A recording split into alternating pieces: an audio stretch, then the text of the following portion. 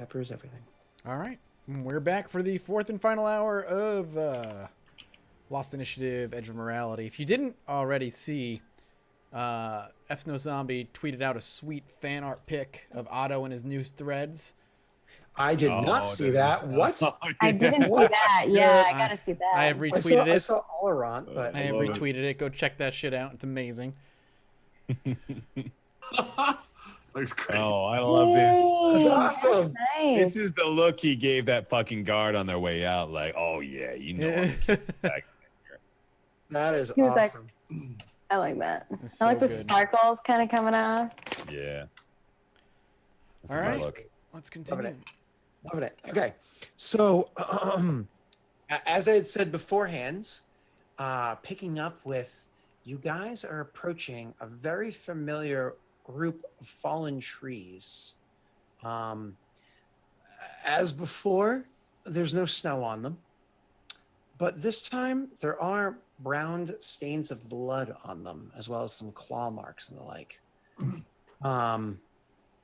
The snow in the area has all pretty much melted because like it's been a few days and not that it's been like super warm, but the sun has beaten down enough that the snow in the area is pretty much melted. But you can still see areas where paw prints and boot prints have shown a bit of a scuffle to what happened.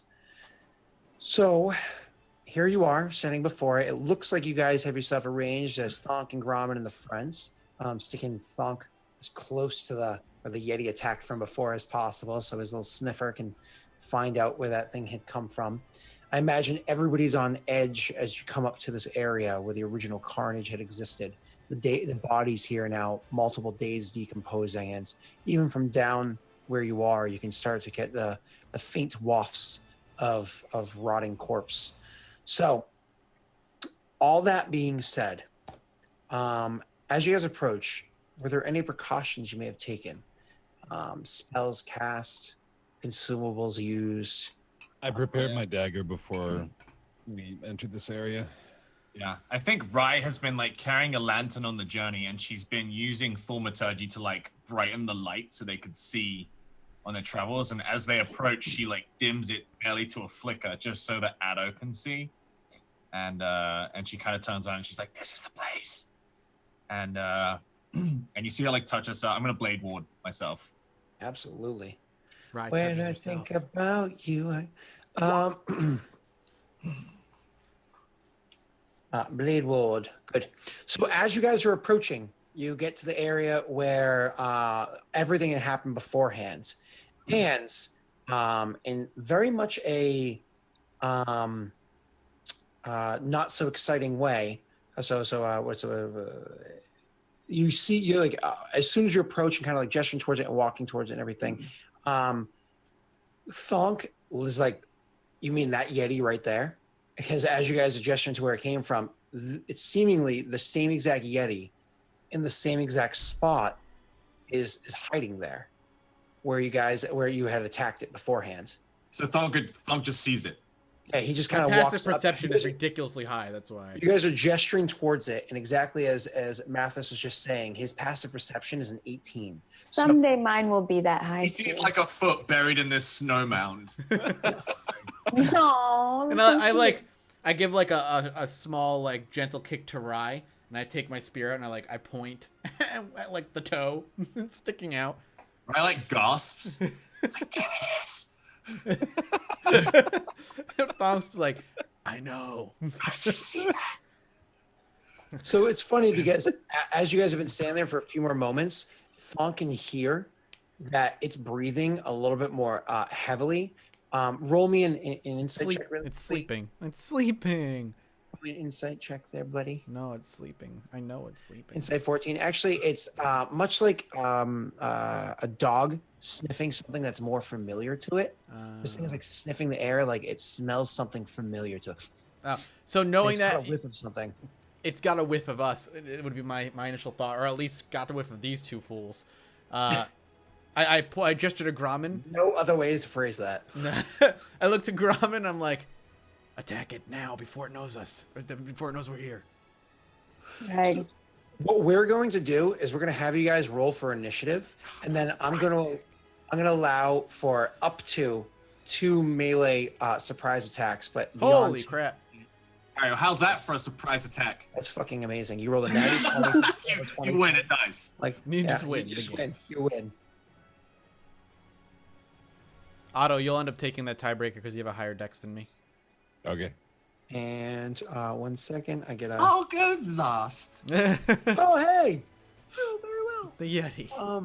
For whatever that's worth, but that doesn't really matter because, as I said, I'll allow up to 2 melee surprise attacks before this thing is able to then jump into. I'll take 2 surprise melee. yeah. Times 2. So obviously, Gromit is going to quickly hop and jump over these things, and we'll get to him in a moment. Dual wielding great axes, right? Yeah, very, very. I mean, that's my end goal, He's a man. Diablo That's why I have to. barbarian, right? Hell yeah. So who else is going to rush forward for the melee? I imagine Thunk will, and leave the other 2 to do their. Yeah. I mean, Well, I have my dagger, but I don't know. if we actually, wanna yeah, you use should that probably stick here. closer to Thunk, though. I mean, not Thunk, to Gromit anyway. To- Well, yeah, no, I'm not gonna the use spear does Gromit. twice the damage, and it's a surprise True. attack. Now, mind you, it is a. If you don't use it, you'll lose it with that dagger. So if too much time passes after you've charged it up, it is still gone for the day, whether or not you actually use it. So Wait, what is this dagger? the Dagger of Venom that I've had for a long time that has a ton of poison Oh damage. but I shit! still Yeah, play it. fucking shank that bitch. Yeah, that's what I was thinking. Oh, I forgot I had poison all over it. So we want actually Gromit and Otto to rush at it. Otto probably trying to get a bit of taste of revenge. I'm gonna stab it in the fucking jugular. All right, so you guys can move those characters up, and Slash big toe. we'll have you act first, and then we'll have the ranged people go afterwards. So Gromit and Otto, move your characters up, and Maggie, you rolled a crushing 22 initiative, please. All right, we're golden. Give it some gurgle. So Gromit rushes forward, whipping the axe off of his back, or maybe having already had the axe ready, quickly jumping and bouncing over these knocked over trees, stepping on them like they're nothing beneath his just sheer massive size. And as he goes rushing up at this thing who's kind of like trying to huddled up somewhat behind, somewhat huddled up, trying to be as discreet as possible, trying to be hidden, comes rushing up, swinging the axe way overhead, like launching off the last tree, jumping forward, swinging the axe overhead at this thing. 19 chance to hit. Friggin' amazing. 12 points of damage. Holy crap. This thing is hurting. So, it takes the hit of the goddamn 12 points of damage, but it is, in fact, still standing. And Otto, you're welcome to do your turn, sir. Otto, before it has a chance to stir, lunges in with the dagger, and I've rolled as well. Absolutely. So Otto comes rushing in immediately behind Gromit, seeing the sure-steppedness that Gromit had and kind of like following in tow. Legs not as long, feet not as large, but is deftly able to step over the fallen trees, smaller branches even. And as the thing is kind of like turning its head to see what's rushing at it, it's completely left open and distracted by the axe coming in at from a strange overarching angle from its far side. Otto comes rushing in and stabs down low on the near side and hits it hits the thing. 7 points of piercing damage. However, I get to make my work. I will roll con. And it's a DC 15. I get a total of a 12. I fail my save. So you get to roll 2d10 additional damage. Come on, baby. Give him some 20. Let's go. poison.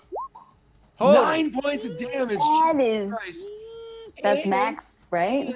no, max should have been 20. Yeah, 20. 2 to 20, yeah. And just as a reminder to you guys, Bam, what Poison does is he has ability checks have disadvantage and attacks have disadvantage. So this thing is without a paddle. All right, now needing to do either ranged or just near closing the distance, what do Rye and Thunk do? I mean, yeah, I'll be closing distance. Okay, so you just move up. You go right ahead, sir. Bow, bow, bow. And Rye, from your distance, it's being surrounded by these peoples, but go right ahead. Yeah, Ray just kind of like gently puts down the lantern in the snow and You see her like trace out like a sigil with her hand, and she's just gonna true strike. So she can attack with advantage next turn. Absolutely. So she's actually taking the cautious route. Like, this thing killed me before. I'm not going to go rushing up. I'm just going to take my She also time. like doesn't want to hit her teammates, right? So she wants to make sure that she gets this right. Absolutely. So, you sure you didn't play 3-point, third edition there, Sam? You sure? Sure. So hitting teammates is lots of fun for DMs. All right, so this brings us to the top of the initiative. It's actually, frighteningly enough, Grauman's Go, going to get Grauman.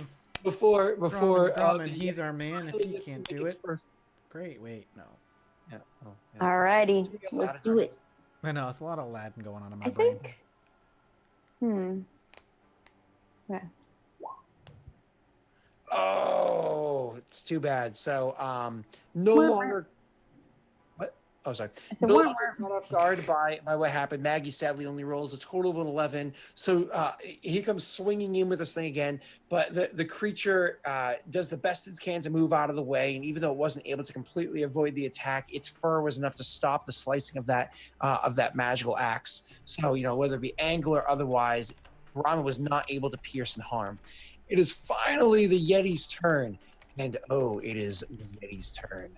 So, first thing the Yeti does is he lays his eyes upon Otto as he did before. Otto, you are welcome to make me that save, same as last time. Which Okay. Which one is that? That's the. Giving you the look. Constitution, yeah. Okay. real 5. Uh-oh. My digital format did not have that saved onto it, so just to have that loaded up really quickly, the save, sir, is a con save, which you of course rolled because your memory is better than mine. Sam's is as well. Con save, you actually fail. Thank you. I'm How going. can I forget when it nearly killed me? Oh no, little I'm going Otto. to deal to you in cold damage. Oh, this is so exciting! I'm so glad I actually got to do something. But at least you look awesome. Max damage. Jeez, is that like, are you dead? Literally max damage. Oh well, no, one How of them. much do you one of them have, rolled a- Otto? One of them rolled a natural. I have 19 hit points. Yeah, I was like, that's pretty close to your max. That HP. he dealt that damage by looking at him. He didn't Yep. attack him. What? Ryan's looking at Why him. are we attacking this? He attacks. So he literally looks at Otto and sees and just sees him standing there. And Otto just kind of like remembers what had happened last time, remembers the pain, looks around. He's wearing all these wonderful new this wonderful new garb and everything, and that will definitely protect him from the cold weather. However, the cold that comes from this creature's just like icy stare, it comes from within, and he has no protections against that. So 13 points of damage, and Gesundheit, you are paralyzed for 1 minute. Paralyzed. Yes. So that gives us to, he's going to attack twice now. He's actually going to choose to attack Grauman twice because this is Are Yetis like magical? What the heck? This one is at least. How do you Yeah, get they into are. Yetis are terrifying. He Dude. gave you the Care Bear stare.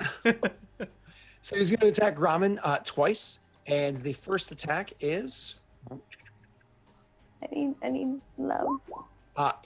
AC of 15. He hits.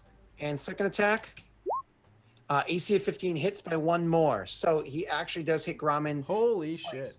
And each one of these attacks do, are you ready for this? This is ridiculous.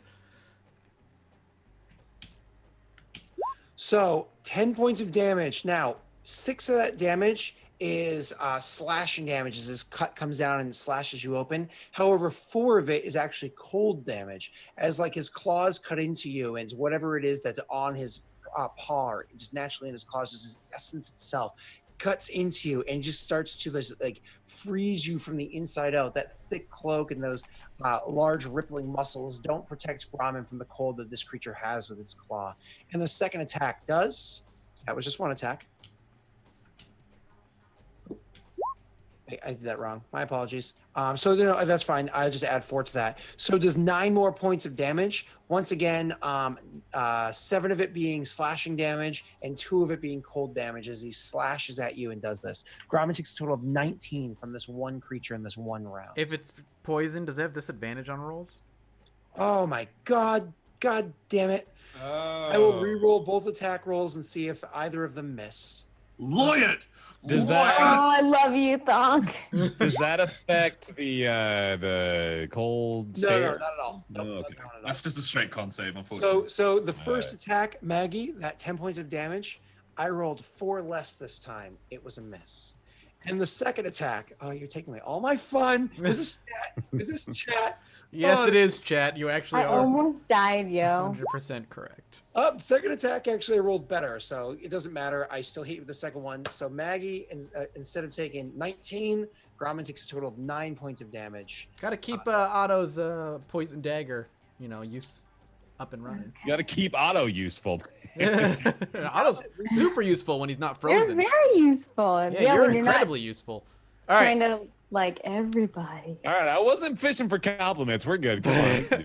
So, Oh, I feel like you were. having a spear in both hands, Also, you Thonk looking good right now. actually sticks the spear into the ground, into the snow, and takes his hand as it flashes red, and he reaches forward to touch it, grab its fur, and touch it, and cast a spell. Sure. I'm gonna use inspiration to hit this thing, or to advantage roll it, because I really don't want to risk this thing beating us down. Oh, you don't think everybody else can? I'm gonna miss either way because I rolled a fucking 9. So Yeah, that's because Thonk is super useful. garbage. Why didn't you fight Cassius? Because Kramen decided it was time to go for a hug. Yeah, that was awesome. What? Oh, So anyways, you reach forward, calling upon the favor of, and you miss. And Rai just obliterates him. And it's funny because Rye, that was your first attack. Could you please roll me a second time? Because you did roll with advantage. Yes. Does True Strike apply only to the first attack? Yes? Yeah. To both of them? First attack used within the. Exactly. Yeah. So the first of your scorching ray. So after, before you're kind of getting ahead of yourself. Thonk reaches forward and grasps at the fur, and he grabs just that strands of fur. Isn't actually able to make contact with the flesh. He's not able to get enough of a handhold with a spell to transfer over. That brings us over to Addo's turn. Addo is very cold and standing before this beast that's swinging pretty heavy claws at Gromit. How's he feeling? What's he up to? Ooh, I'm thinking double move the fuck out of there. Yeah, you use your standard to disengage, and then you just move your 25 feet to safety. Yep. See ya. Okay, so that would be you, and then my apologies. Rye, the first attack is a hit with your advantage. So I accidentally rolled that. I am going to cast that spell, but that was an accidental roll. So I'm happy to roll it again if you want. No, that's fine. So that you rolled twice. So that the 23 is the first roll out of the advantage. Okay. I need to roll one more time. I believe 2 more because you have 3 rays total, correct? Yeah. So just one more, right? Because I've rolled 2 there. No, because those 2 counted as your advantage. You keep the higher of the 2 because you had cast True Strike. Yeah. So like Rye's like watching the yay, and you see her like reach down and open the lantern, and she kind of like snatches the flame from the candle. And then you see her like mold it into like 3 fiery orbs, and she like fires them one by one towards the yay. Awesome. Let's roll 2 more times. that's pretty. Oh, come on! Oh, that sucks. Okay, so 23, 9, and 8. So as badass as that display was, sadly, 2 of the orbs went awry and blasted into a snowy patch. That one that does connect does 5 points of fire damage. Now, the exciting part about that, you do 5 fire damage. Does it do bonus damage? Because he's like susceptible. Is that his He's weakness? like, Brr, cold, I'm a Yeti. Yeah. Is he like a cold creature? So as soon as he takes the fire starts whirling around Rye's hands, its eyes open up and look at Rye with like a moment of fear. And as one of the blast hits it and singes parts of the fur and burns the flesh where it hits, you can see fear in its eyes, and it becomes distracted as like it's harmed and it's literally afraid of the fire. Now, mechanically, with taking fire damage until the end of its next turn. It has disadvantage on attack rolls and ability checks. It already has a disadvantage on attack rolls and ability checks. There's no such thing as, like, say, super disadvantage. So mechanically, it doesn't have any additional effects beyond what was already done by Otto's dagger. However, it's now Grauman's turn before we do anything else. Yes. It's good Grauman. shit, 5 damage out of a potential 36. Grauman wishes he had fire. We have our good days and we have our bad days. One day I'm just gonna have a good roll. The day is not the day. Grauman was distracted by the fire. Shiny rays go flying by. He's like, ooh. Yeah. One of the bolts almost misses Grauman, and he's excited by it, like, oh, that was cool. And swings at the Yeti and sadly misses. But this Yeti poisons, slash at, caught off guard, fire by itself, outnumbered. I mean, yeah, it's happy that it's been able to do everything, but it is not happy with this situation. He is going to use his action to disengage, and he is actually going to try to retreat himself. So, Oh, he's hurt. He's that hurt. Perfect. Go back to your home so we can find where your peoples are. Nah, man, if he's that hurt, fucking kill it. so he's No, we need injured. to find where his peoples are. No, we need to find where the giants' peoples are. Not EXP. Oh. EX. It's an MMO, man. Chase it down. Stay within range so you soak it. Oh, fat loot. Yeah. Oh You god. can get a Yeti fur. Oh yeah, I guess we can get the Yeti fur.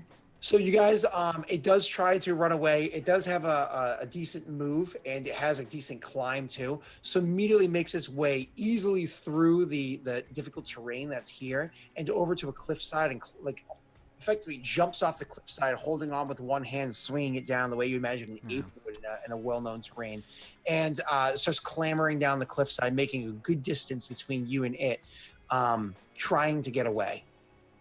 Well, That brings us to Thunk's turn. I mean, can I in this turn, is it within, like, getting close and touching a distance or no?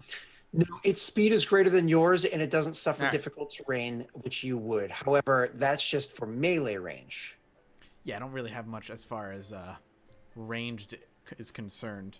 You know what's funny? And you're welcome to just say Thunk's just like, it's the let bygones be bygones. I believe you have at all points in time since the beginning of session 1 a 0-level spell memorized that you've never cast once. Sacred Flame? Yeah. Yeah, I think that's it's true. Actually, I It doesn't- forgot it about doesn't that. require- I actually looked at it in last session. I was like, oh yeah, I have this, and then I immediately forgot about it. Yeah. Yeah, no, I'll cast Sacred Flame. Fuck that. That's fine. So you see, kind of like Thonk's hand just reach out again and, like, clasp it in a fist, and this red flame descends on this creature, hopefully doing some damage. He needs to make a Dex saving throw though, which is probably pretty good for him. He's like, oh, good idea, fire.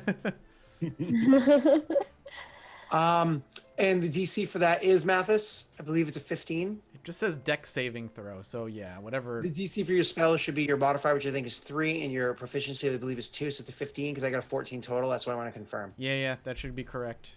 Okay, because Light it up, I got a 14 total, which isn't enough. It does work. So as you said, you hold out your hand, and as you clasp it, you guys see kind of like over the cliff's edge, as this thing's kind of climbing out of view, over this down out of view. This over the cliff's edge, you see like a glowing orb of fire that, for a moment, almost looks like it could have been an eye or something. But it drops down at this thing and does in fact hit it. I believe it's radiant damage. Yes. Yep, radiant damage, a whopping 6. Hey, 6. That's not. You know, That's full it's better force. than average for a D8. So there you I go. believe that's more Your damage fireball than did has done one in the more past damage than session. Rise. So It's more damage. No, like listen. I've done every 5 sessions. One of my inflict wounds hits, and it'll drop one creature, and then I'm done for 4 sessions, and I can't hit anything. If you're done exaggerating, we can. Yeah, exaggerating. So now it is Otto's turn, as once again this thing is clambering out of sight, out of view. Otto's gonna hurl insults at it. And casts. Well, actually, may not go the easy route. Let's maybe. is it even gonna understand you? Doesn't it speak like Yeti? I would need you to cast that just to make sure. I think it just needs to know a language. I don't know if it needs to know your language. You just have to Throw it up. I'm actually changing this from vicious mockery into dissonant whispers. So Oh, it's that's awesome. from insult to injury, literally, as you whisper a discordant melody that only one creature of your choice within range can hear. So I am going to cup my hands to my face and whisper. I'm going to remind it of the Lady Yeti that it forgot and left behind by running away from this land. That Lady Yeti is lost and afraid, and by running away from this battle, he's leaving it to die. And I want to remind him of that. Before I describe anything, could you please roll for me your 3d6 damage? Sure.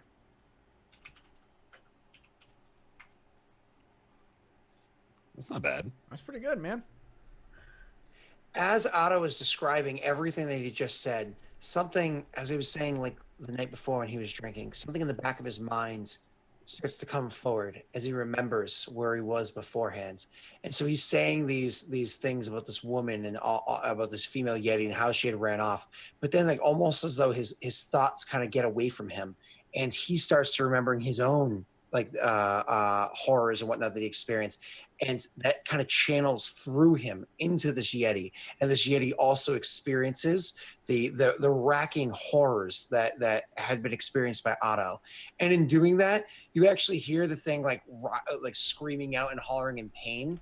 And after that hollering goes on for a few moments, hollering kind of grows distant, and then Thonk hears a little Thud. off in the distance. Nice. He fell off the cliff. Good job, man. Thonk pulls a spear out of the snow, and then you see him resheath it, and he nods at Otto. He says, "Fine job," and gets ready to march forward. It always takes a little out of Otto to do this because he does, as Scott mentioned, he kind of has to access the very unfortunate part of his own psyche. So I'm a little rattled. No, don't be rattled. Grumman You've been sees feeding this on that and more picks and him more. up and puts him in the bag. Also, still very cold. Yes, so no, I welcome that. As bundled up as I am, I could We certainly. need use to it. start patting the bag with nice. I gotta get. I all wanted to set point up out, in there. Scott ensured that the Yeti fell off the cliff so that we could not get the Yeti fur to sell.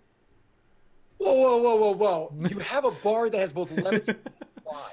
It's, Okay, it's not worth the spells, man. It's That's a not worth lot it. of effort. That's a have lot of rope. effort. You have rope. Okay, and Funk can pull rope. No. Okay. We're moving forward. We're just moving forward. No, so yeah, so like you get Otto gets put back in the bag. You know, Thonk says, "Fine job." Call me out. And again, he gets ready to move forward. Is everybody looking like they're ready to continue scouting ahead? Yeah. So you guys are able to make your way up there. Now, you guys are going to kind of like scout this area, try to find. This is now days-old treks, and so not easy to do. So whatever the DC may be, whatever the role I might have you make, it's going to take a while for you to do, no matter what. So if Otto would like to not partake in this searching endeavor, he can take a short rest because it's going to take a while. Would Otto enjoy a short rest right now? I certainly would, actually. So- Yeah. Just to teach you exactly how this works, Otto, is if you actually open up your character sheet, because you are level 3, where it says HD, I'll actually plug that right there for you right now. Total is 3, and your hit die, I believe, is a D8 for a bard. Yes. Sure. Yeah, it is. If you say so. It should be on your character sheet. It's you under sound current hit cool. points, temporary hit Underneath, points, and It's right a hit below that. dice, and it'll say 1d8. Exactly. Okay. So, exactly. 1D. I don't know. It's not doing that correctly. It looks funny to me, but whatever. You press the actual button that says hit die. It turns red as you hover over it. And you see how it actually shows how much you heal, that D8 plus 1. So you can apply that to Otto. Now, when you take a short rest, you're welcome to use as many hit die as you like, up to your total amount. Now, before you do that, don't forget that you also have your healing words ability. So you are also able to heal that. What is it, 1d6 right now? So if you want to roll a d6 onto that, you're welcome to do so. Yeah, so I'm doing Song of Rest first. Is that what you're saying? And then Song of Rest is part of that D8 that you just rolled. okay, and then we're gonna do another D6. So Oh, you there we actually healed by spending only 1 out of your 3 potential hit die. You healed 14. So I believe that brings you all the way to your top, Yes, sir. which is great. Now, Grumman, I imagine, was not resting, and so was actually searching the whole time, and sadly cannot benefit From if you want to double check your Song of Rest auto, I believe she cannot or he cannot benefit from that unless they are also spending HD. In the meanwhile, while he's checking that, everybody else that is participating, you are welcome to roll a survival or an investigation. 1 second. Is this area that we've traversed before? Is it where we are right now? This is an area where you traversed before. This is literally the area where you had teleported beforehand. However, this has no bearing on your wandering ability, has no bearing on finding tracks to chase people to a different area you have not been. Okay. Oh, now we're looking survival right now? Or investigation? Remember, the portal you had jumped in was literally right here. Yeah. So that was where you had originally teleported. Are we rolling survival or investigation? It is your choice. It's going to change the way that you're trying to find the tracks. And then afterwards, only survival can follow the tracks. Okay. I rolled Do a you have a 16. determination there? Did not do well. It was my better roll. Right, The like song is. Oh, I'm man. sorry. The song is for everyone that can hear it. So I guess if he's within earshot, it would work for him. I mean, you're right behind me in my bag. So Maggie is also able to heal 6 points of damage. I will allow that for now. If later on when I research it myself, I feel otherwise, I'll still allow it to happen, and we'll know for the future. But that sounds right to me. No. I believe you get the same D6 as everybody else. I rolled. Oh wait. Oh, I get the same amount. Yeah, right. He rolled a D6. Everybody that wants it gets a 6. Oh, It's his song, right? Each of those creatures regains an extra 1d6 hit points. Yeah. So she gets she gets your 6 that you roll. It's like though you cast the healing spell of some sort. So Cool. Oh, okay. Yeah, right on. like Thong casting mass heal. Yeah. So moving Yeah. on. And Rye, you said Rye was not rolling. I didn't hear you say. Oh, I was gonna say like Rye, like she's finished manipulating the flame scorch ray. She like blows it back into the lantern and she like illuminates it to help find the tracks on the ground. Awesome. What am I rolling? Just like survival or investigate, whatever She's one's giving easier. bonus. all right. Oh, Wow. nice. Nice. Good. Actually, the best one out of all of them, which is terrific. The one holding the lantern, So, so you guys are searching around for quite a while. So it's actually going to be about an hour and a half or so before finally you're able to find the tracks. Now, I mean, it's been days since they left here. The only reason why you even have the glimmer of hope at finding the tracks is that there are multiple large-sized creatures. It's not like it's, a human or a halfling or something that ran off. It's multiple large-sized creatures.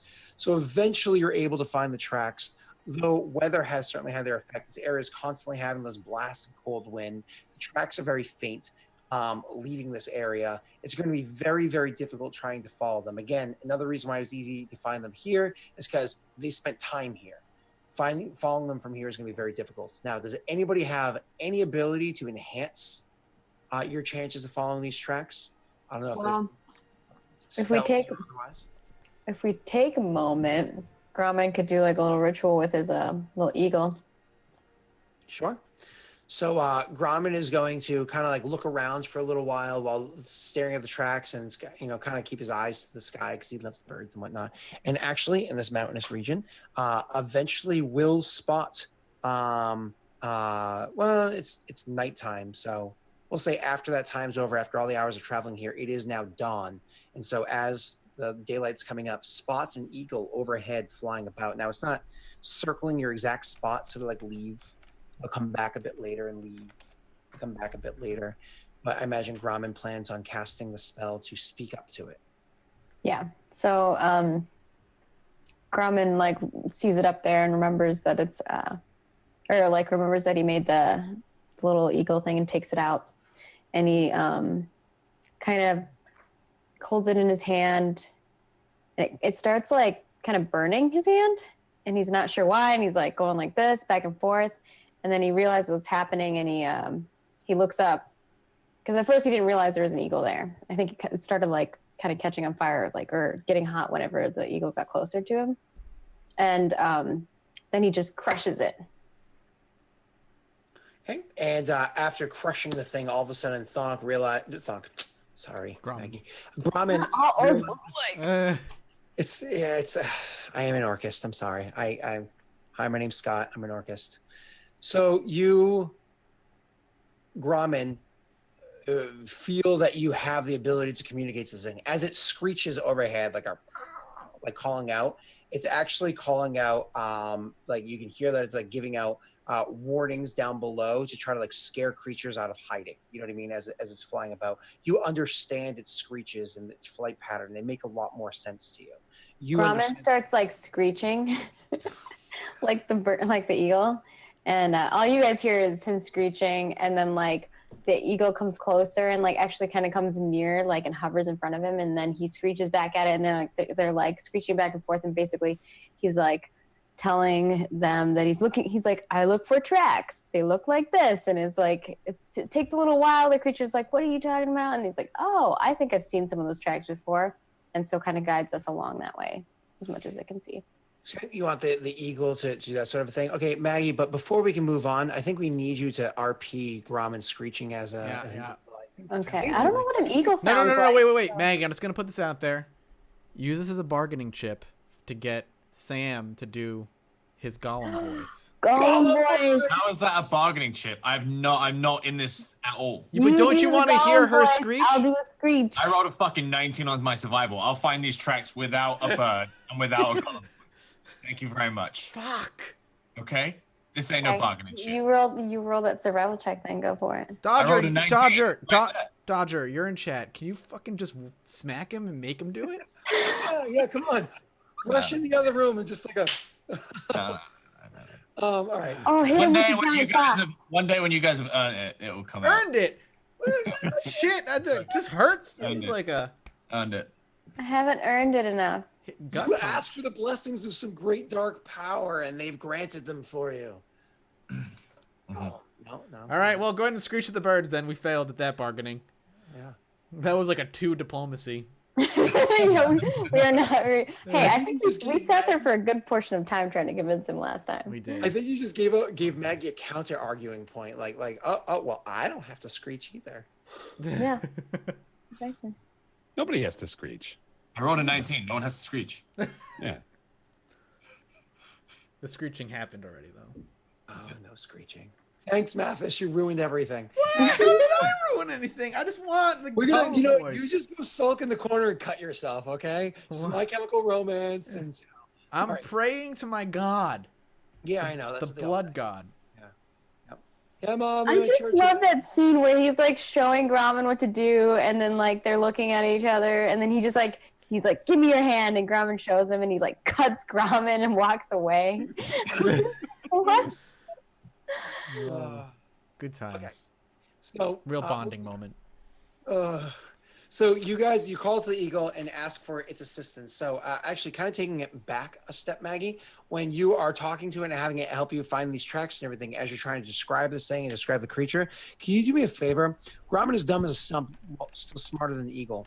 But can you just roll me an intelligence check for how well Grommen tries to convey the message that he's trying to convey? Oh God. Yeah. Good luck. I have a -2. Do you have an advantage that you haven't used yet? Oh yeah, I could. Dude, just roll again. Just roll again, and I'll take it.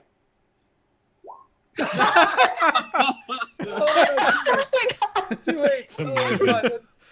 Oh God. Oh, that is so my luck. That is fantastic. So Grommen does the best he can to try to describe it to this thing, and this thing's like, okay, yep, flying overhead, looking for these tracks and whatnot. And so it legitimately will assist moving forward. So what I will say is between the group assisting each other and the bird overhead, you guys are going to be able to roll forward survival checks with advantage. Now, who has the best survival out of all of you? Thonk. Yeah, I think me. Thonk. Really? Yours is 3. +3, right? Yeah, I mean, +3. Mine's a 0. I have a +1. Mine's +3, but So Otto too. Otto's equal to me. yeah. Okay, so I was going to say Thonk has a different had a different role in this one. So we'll say the 3 of them clambering together, like the 3 Stooges, trying to follow these tracks. They will have Otto represent them. Otto will roll with the advantage. Thonk, however, is kind of hanging back and using his passive investigation to try to pick up anything that may have been forgotten or not noticed by you guys. That was kind of my plan with him, because he can kind of make sure you don't get snuck up on or miss a detail or whatever. It's kind of like his focus, right? So Otto, you are welcome to roll with advantage, survival to follow these tracks. Okay, let's do it. Mm-hmm. Well, very well. So Otto was not able to make much progress with where it was that he was going. Using their eyes, everybody working together. The sun's coming up and it's getting better. Blah blah blah. Wasn't able to do much. However, luckily, Thonk was able to. At this point, where the tracks are much easier to follow because they were kind of like all closer together and everything. Thonk was able to kind of pick up the slack, so you guys did not completely lose the trail as of right now. You're welcome to try one more time there, Otto. Okay. Wait, is my 19 just ignored? No, your 19 found the tracks initially. You found the ability. Now we're tracking the tracks. You just Hashtag feels bad, man. Did you say Yeah. roll with advantage again? Mr. Lonely Island, like I'm gonna do it all on my own with my 19. Much better. How about Rye? Rye, just Much offer better. another piece of your soul, and I'm sure it'll just get taken care of for us. Yeah, like give him the golden voice, and we'll happen upon You know what? the. Next time I won't offer my soul and I'll let you both die. Okay? I love that you immediately equated a piece of his soul to the golem voice. That's like it's become so ingrained with. Like they're of the same value. Yeah, exactly. It is. Your soul is your precious. So. So you rolled 18 this time, Otto.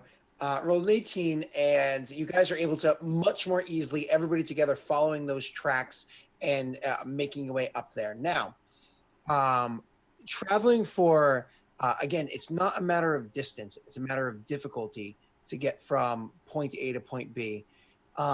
Following these tracks for a while, you are eventually able to find your way up along like a cliff area where you can hang down below and kind of like making your way around.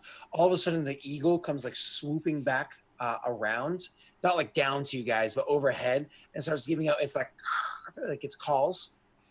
And the call that it gives is a call of warning.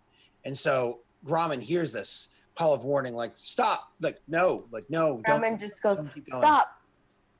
So you guys stop, and the thing is just giving out calls of warning. Now it can't give you details; it's too dumb. But it's just it just keeps giving out calls of warning. And you guys stop where you are, and you don't see anything as of right now for what it's warning about. He's like, bird don't seem happy. Something bad is gonna happen. Can you speak with them? Yeah, go ahead.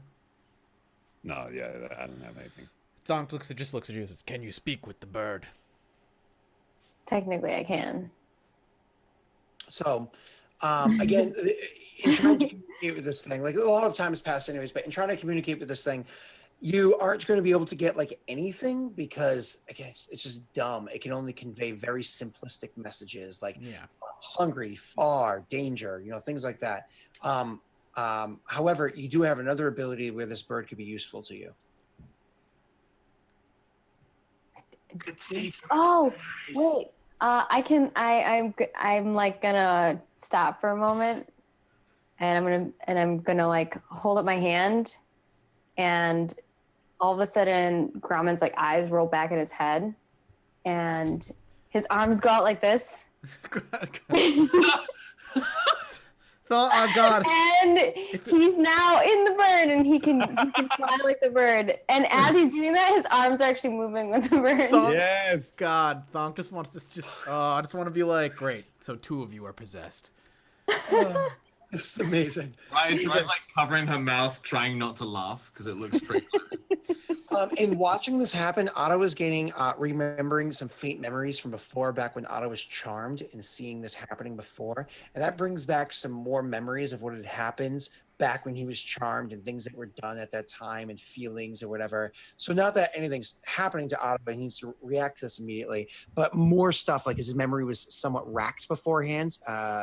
A bit more of it is coming forward in this experience of seeing it. So, Maggie, what Grommen sees as the bird is kind of like doing its circles and looping around and whatnot is around the corner from where you guys are is a semi-sheer cliff, a very difficult to climb cliff. But at the top of that cliff is a landing, and immediately outside that landing, there are 3 hill giants that are standing there. They're standing outside of a cave. And inside the cave, the eagle can see movement and activity going on.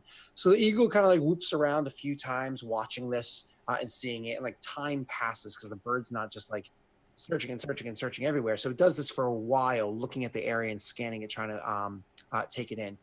Now, mind you, again, birds don't just see in the same kind of spectrum that humans do. They also have a bit of an infravision, so it can see the heat coming from inside the cave as well to a certain degree.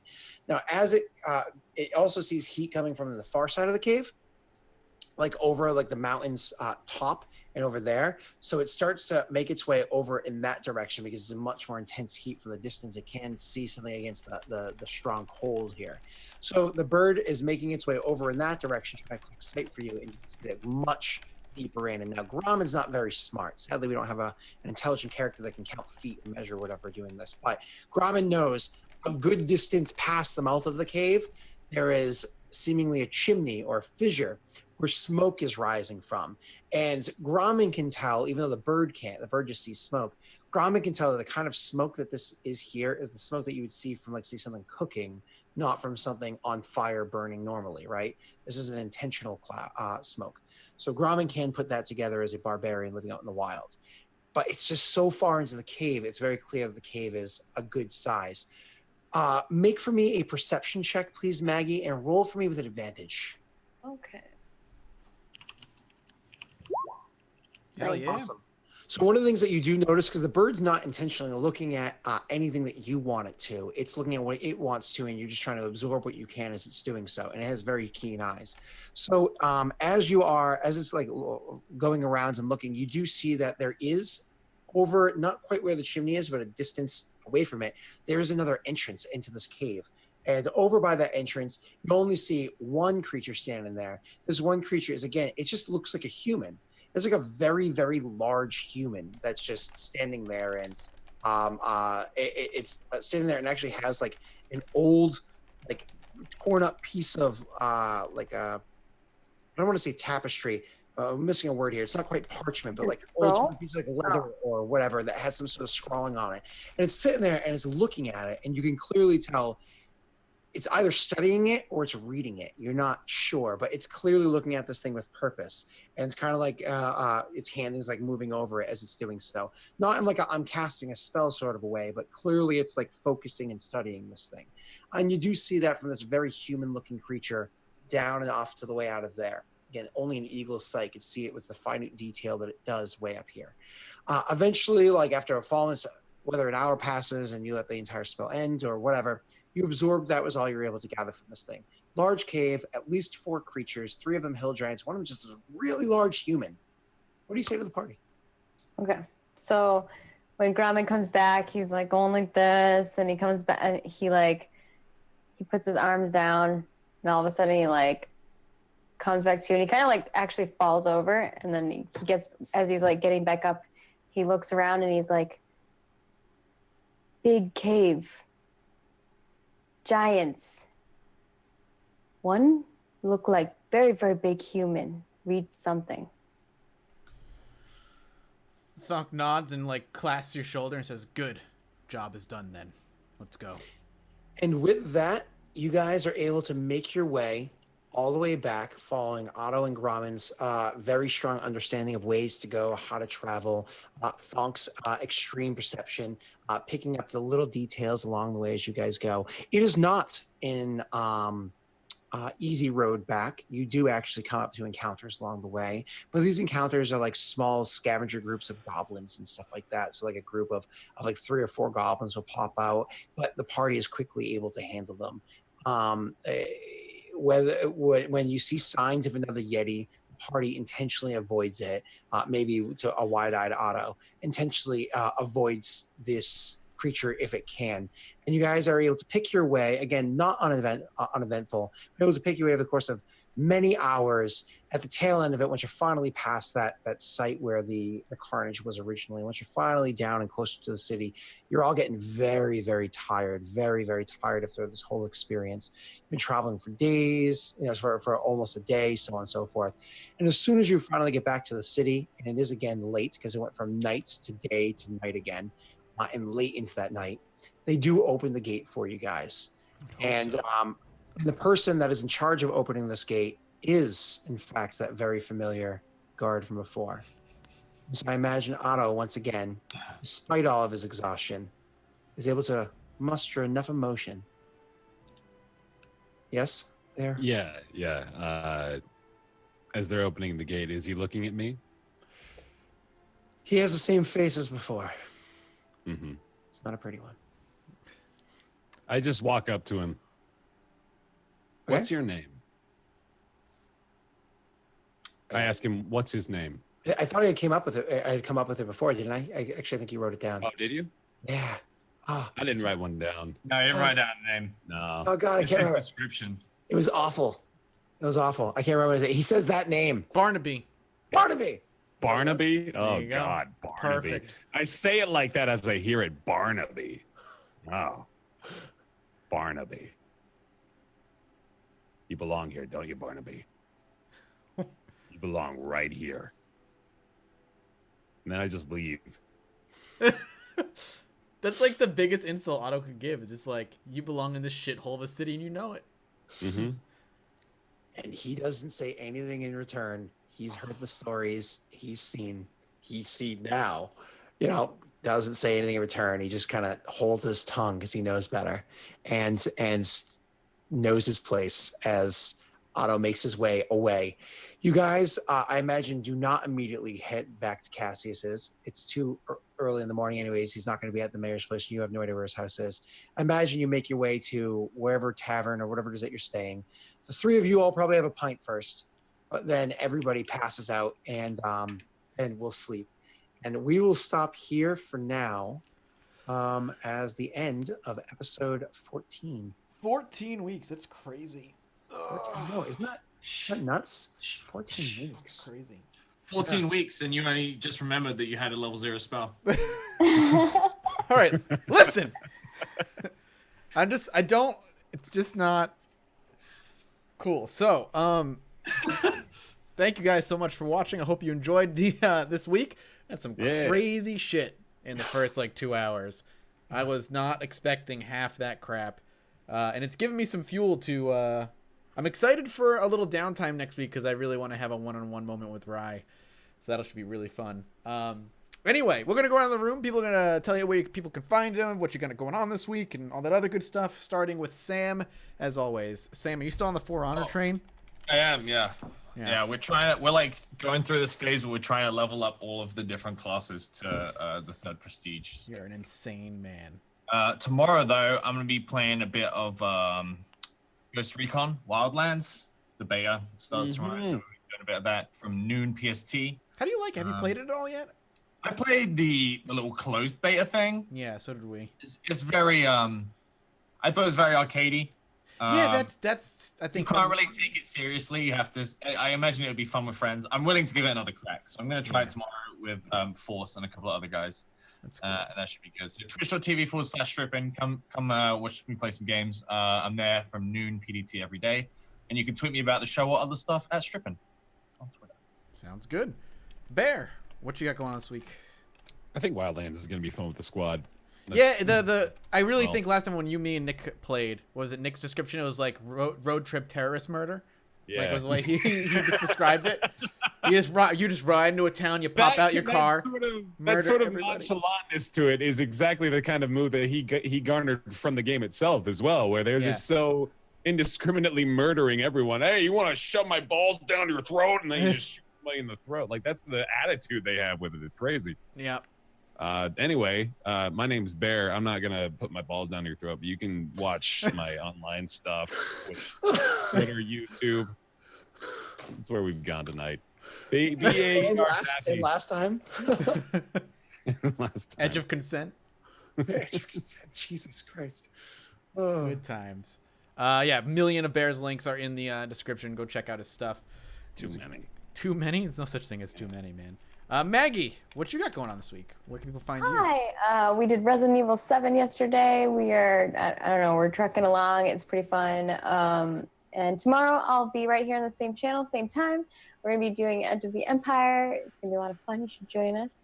And I got other stuff going on this weekend. So come hang out and see all the stuff at twitch.tv/MargaretCrone. And you can find all my stuff at Margaret Crone on all the places. Are you streaming after this? No, probably not. I got to go to sleep. I have this work thing. Work is understandable. Yeah. Scott, where can people find you? What you got going on this week? That's Star Wars: The Forgotten tomorrow, 9 p.m. Eastern time. Otherwise, you can find me on Twitter, and I'm fiddling with other things, but otherwise, just hanging out. Heck yeah. And you got the website too. I do. LostInitiative.com. Well, Lost Initiative. Well, you can do either one actually. Yeah, it's all the same. LostInitiative.com, LostInitiativeShow.com. They both do the same. So. Yep. And you can find me right here every Wednesday and Thursday night. You can also tweet at the show directly at twitter.com/LostInitShow. For personal stuff, Mathis Games on Twitter, Judge Mathis Games on YouTube. On Friday, I have a video on Theme Hospital going up, which is an awesome game. And that's about it. So thank you guys so much for watching. We'll be back tomorrow night. And for Edge of Morality, we'll see you next week. Bye-bye. I can't wait to see what happens next week.